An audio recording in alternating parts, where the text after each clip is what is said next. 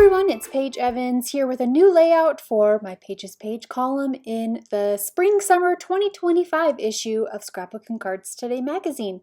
The first thing I want to do is find this pattern paper in the project pad that has these 36 squares of different patterns. So this paper is exclusive to the project pad. I love the project pad because all of the papers in it are brand new. You won't find them in the loose 12 by 12 double-sided pattern papers. And this one especially I love because it has all the different colors, all the different patterns. My absolute favorite scrapbook supply is pattern paper, so the more I can include on a layout, the better.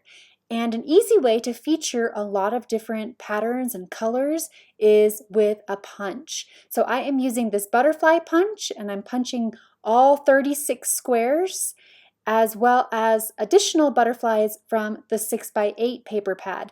There are 2 of each of the 18 sheets of pattern papers in this 6x8 paper pad. So you can use one for punching out shapes like this, for backing cut files, for paper piecing, etc. And the other sheet you can use for making cards, full sheets as is. So I am going through and punching, let me see, actually I didn't count how many butterflies I need in total. Let me count. I punched 51 butterflies. If you don't have this exact same butterfly punch, you might need to punch more or less, just depending on the spacing.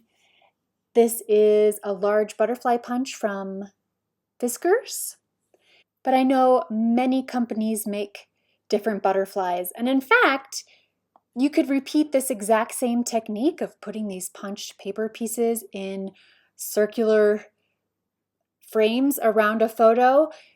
You could use a cupcake punch for birthdays, stars for so many different occasions, snowflakes for winter, circles, again, for every day. Like stars would be great for camping, for those cute little suns in our lives. And then circles would definitely be every day. You could fit circles with any imaginable theme. So simply by switching up the shape, you're going to get completely different results, as well as switching up the collection. So just by making those 2 simple tweaks, you're going to get different but still amazing results. So 51 butterflies if you're using this exact same punch. I think I did punch a few more. So those dark blue ones, as well as that dark pink butterfly, they were kind of outliers to me. My eye went straight to them because they are on such a dark background, and I don't want my eye to be drawn to any one particular butterfly. So I took out those 5 darker ones. This robin's egg blue, or I guess it's more green, a very mint green, solid paper is also in the project pad, and at this point I'm using a ruler to measure the center, and this is where my photo is going to go. It's a 5-inch round photo, and I'm measuring to see that it's about 3.5 inches on every side, so then I know that it's right in the center. If I were to redo this layout, I wouldn't adhere it with liquid glue. I would just use a temporary adhesive because I do plan to add machine stitching through all the butterflies. If you're not going to add machine stitching though, you can go ahead and glue your photo in place in the middle right now. The next thing we want to do is start adding our butterflies tucked underneath the round photo. And my rhyme and reasoning for choosing the butterflies that I am is to just mix and match. So I don't want to have 2 pink butterflies next to each other. I don't want to have 2 green or blue butterflies next to each other. I want to mix. So I'll have a floral next to a green, next to a pink, next to an orange, next to a white. So it's an overall rainbow vibe.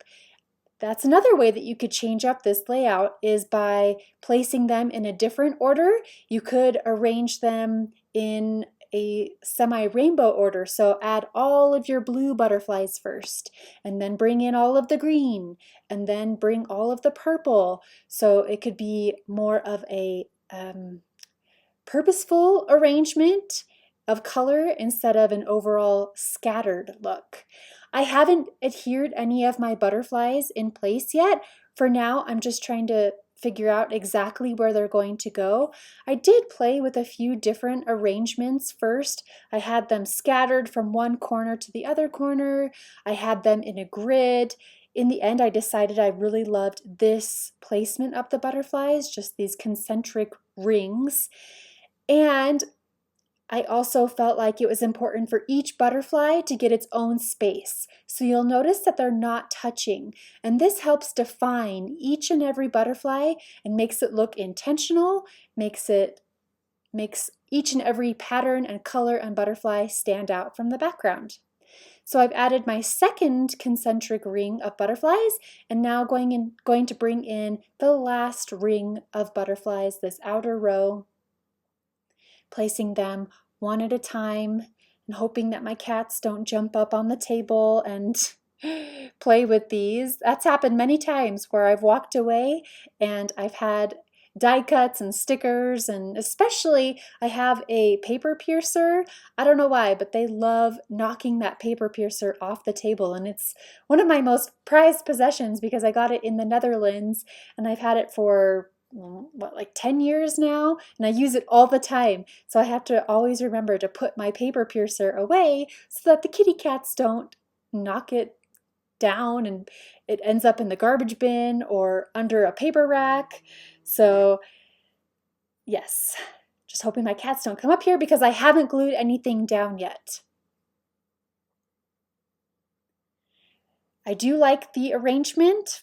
If there are any butterflies that you want to move around, do so at this point before gluing them down. And I am only adding a line of glue down the back middle so that the wings can lift and bend off the page. So one at a time, glue each and every one of the 51 or more or less butterflies in place. See, I tore off my photo so that I could access these butterflies in the inner ring because now I am going to machine stitch with a basic running stitch and white Coats & Clark thread, just standard white thread.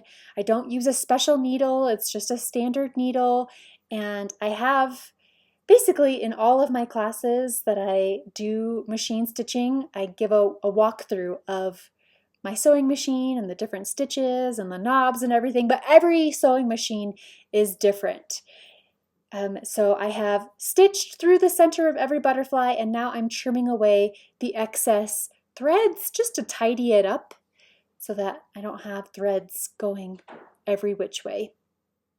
And also the thread kind of looks like the antenna on the butterflies, so that's an added bonus and gives this whole page another layer of texture.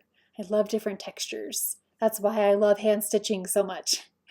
If you don't have a sewing machine, you can skip that step. You could also try hand stitching between each butterfly or just skipping that step altogether.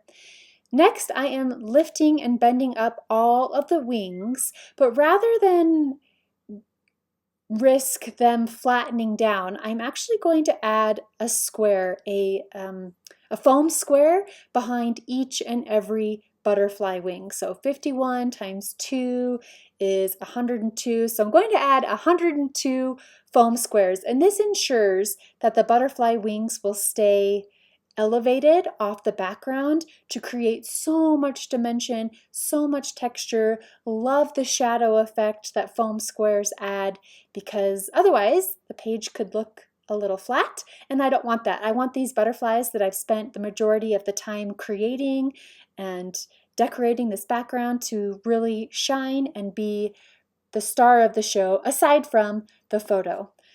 All right, everything is glued, everything is stitched and trimmed up, adhered. So now I'm flipping it over to the back side and trimming off the excess butterfly wings that are hanging off the edges. So this way my layout will still slide into a 12 by 12 page protector eventually, though I love to display my layouts on my office wall for a few months so that I can admire them for a while before they get tucked away chronologically and by theme into scrapbooks. So this one will eventually go into Jane's scrapbook. trim off those bits and pieces and reattach your 5-inch round photo in the center. I think I'm showing using glue, but I actually switched to foam squares so that it's on the same plane as the lifted up butterflies.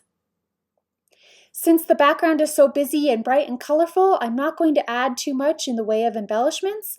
This is the title from the foam stickers, Seasons Change and So Do We, along with a little label die cut where I can add my journaling with a blue pen, and then finishing up with 2 mini puffy stickers, a bird because my daughter loves birds, and a little potted plant because she's standing next to a potted plant.